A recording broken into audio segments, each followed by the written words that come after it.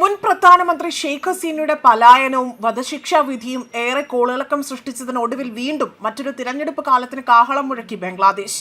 തിരഞ്ഞെടുപ്പ് കമ്മീഷൻ വ്യാഴാഴ്ച ദേശീയ തിരഞ്ഞെടുപ്പ് തീയതി ഔദ്യോഗികമായി തന്നെ പ്രഖ്യാപിക്കാൻ ഒരുങ്ങുകയാണെന്ന റിപ്പോർട്ടുകളാണ് പുറത്തു വന്നിരിക്കുന്നത്. 2024 പ്രക്ഷോഭത്തെ തുടർന്നുകൊണ്ട് തന്നെ ബംഗ്ലാദേശിൽ വൻ മാറ്റങ്ങളാണ് ഉണ്ടായിരിക്കുന്നത്. കഴിഞ്ഞ വർഷം നടന്ന ജനകീയ പ്രക്ഷോഭത്തിനും പ്രധാനമന്ത്രി ഷെയ്ഖ് ഹസീനയുടെ രാജ്യം വിടലിനും പിന്നാലെയാണ് ഈ ഒരു തിരഞ്ഞെടുപ്പിനായി തന്നെ ബംഗ്ലാദേശ് തയ്യാറെടുക്കുന്നത്. മുഖ്യ ഇലക്ഷൻ കമ്മീഷണർ തിരഞ്ഞെടുപ്പ് തീയതി ഔദ്യോഗികമായി തന്നെ പ്രഖ്യാപിക്കും. 2026 ഫെബ്രുവരി ആദ്യ ആഴ്ചയിൽ തന്നെ തിരഞ്ഞെടുപ്പ് നടക്കുമെന്നാണ് വിവരങ്ങൾ പുറത്തു വന്നിരിക്കുന്നത്. തിരഞ്ഞെടുപ്പ് നടക്കുന്നത് വലിയ വെല്ലുവിളിയാണ് എന്നതാണ് ഇപ്പോൾ ബംഗ്ലാദേശ് മുൻ ഇലക്ഷൻ കമ്മീഷണർ വ്യക്തമാക്കുന്നതും.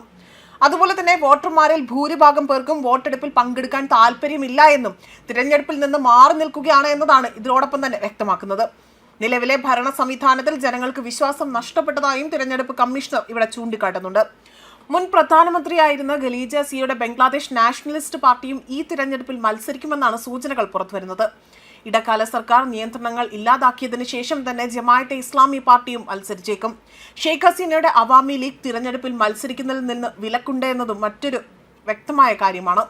1.5 പതിറ്റാണ്ടിലേറെ തന്നെ അധികാരത്തിലിരുന്ന ശേഷം തന്നെ ഷെയ്ഖ് ഹസീനയെ അധികാരത്തിൽ നിന്ന് പുറത്തിറക്കിയ 2024 വിദ്യാർത്ഥികളുടെ നേതൃത്വത്തിലുള്ള പ്രക്ഷോഭത്തെ തുടർന്നുണ്ടായ അത്യപൂർവമായ രാഷ്ട്രീയ പരിവർത്തനത്തിന്റെ അനന്തരഫലവുമായി തന്നെ രാജ്യം ഇപ്പോഴും പൊരുത്തക്കേടുകൾ അല്ലെങ്കിൽ ആ ഒരു പ്രക്ഷോഭവുമായി തന്നെ ആ ഒരു സംഭവമായി തന്നെ പൊരുതിക്കൊണ്ടിരിക്കുകയാണ്. ആ സമയത്ത് തന്നെയാണ് ഇപ്പോൾ 2026 ഫെബ്രുവരിയിൽ നടക്കാനിരിക്കുന്ന വോട്ടെടുപ്പ് നടക്കുന്നതും. കഴിഞ്ഞ വർഷത്തെ രാഷ്ട്രീയ പ്രക്ഷുബ്ധ സ്വാതന്ത്ര്യ ലബ്ധിക്ക് ശേഷം തന്നെ ബംഗ്ലാദേശ് നേരിട്ടതിൽ നിന്ന് വ്യത്യസ്തമായ ഒരു സാഹചര്യമാണ് ഇപ്പോൾ സൃഷ്ടിക്കപ്പെട്ടിരിക്കുന്നത്. ബംഗ്ലാദേശ് വേറൊരു അയൽ രാജ്യമല്ല. ഇന്ത്യയുടെ അതിർത്തി സുരക്ഷയിലും അതുപോലെ തന്നെ ഉപഭൂഖണ്ഡത്തിലെ തന്ത്രപ്രധാനമായ ഒരു സ്ഥലം, അത് ഒഴിച്ചുകൂടാനാവാത്ത ഒരു പങ്ക് തന്നെ വഹിക്കുന്ന സ്ഥലമായി തന്നെ പറയപ്പെടുന്നുണ്ട്. അതേസമയം സർക്കാർ ജോലി കോട്ടയുമായി ബന്ധപ്പെട്ട തർക്കങ്ങളിൽ നഗരത്തിൽ ഉടനീളം തന്നെ പ്രക്ഷോഭങ്ങൾ തിളച്ചുമറിയുന്ന ഘട്ടത്തിലാണിപ്പോൾ 2024 മധ്യത്തിൽ ബംഗ്ലാദേശിന്റെ രാഷ്ട്രീയ ക്രമം തകിടം മറിയുന്നതും. നിയമ മാനദണ്ഡങ്ങൾ അതിനെ ചൊല്ലിക്കൊണ്ട് ആരംഭിച്ച പ്രക്ഷോഭം ഹസീന ഭരണകൂടത്തിനെതിരായ ഒരു വലിയ രാജ്യവ്യാപക പ്രചരണവുമായി തന്നെ പെട്ടെന്ന് വളർന്നു വരികയും ചെയ്തു.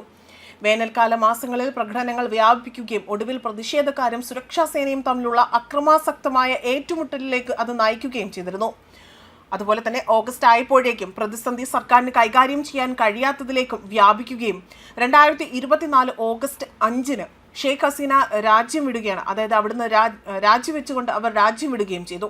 പ്രക്ഷോഭവുമായി ബന്ധപ്പെട്ട സംഘർഷത്തിൽ 100 കണക്കിന് ആളുകൾ കൊല്ലപ്പെടുകയും 1000 പേർക്ക് പരിക്കേൽക്കുകയും ചെയ്തു. അവരുടെ വേർപാടിനെ തുടർന്നുകൊണ്ട് ദൈനംദിന ഭരണം കൈകാര്യം ചെയ്യുന്നതിനും പുതിയൊരു തിരഞ്ഞെടുപ്പ് പ്രക്രിയയായി തന്നെ രാജ്യത്തെ സജ്ജമാക്കുന്നതുമായി തന്നെ ഒരു ഇടക്കാല ഘടന നിലവിൽ വന്നിരുന്നു. സർക്കാർ വിരുദ്ധ പ്രക്ഷോഭങ്ങൾക്കിടയിൽ പോലും ഉയർന്നു വന്ന വിദ്യാർത്ഥി നേതാക്കളുടെയും അതുപോലെ തന്നെ ഉപദേശകരുടെയും ഒരു സംഘത്തോടൊപ്പം ഈ സർക്കാരിനെ നയിക്കാൻ നൊബേൽ സമ്മാന ജേതാവായ മുഹമ്മദ് യൂനസ് ആയിരുന്നു പിന്നീട് നിയമിതനായതും. ഇതിനെല്ലാം ഒടുവിലാണ് ഇപ്പോൾ ഫെബ്രുവരിയിൽ ആദ്യ ആഴ്ചയിൽ തന്നെ തിരഞ്ഞെടുപ്പ് നടക്കാനായി ബംഗ്ലാദേശ് തയ്യാറെടുക്കുന്നതും. ന്യൂസ് ഡെസ്ക് കർമ്മ ന്യൂസ്.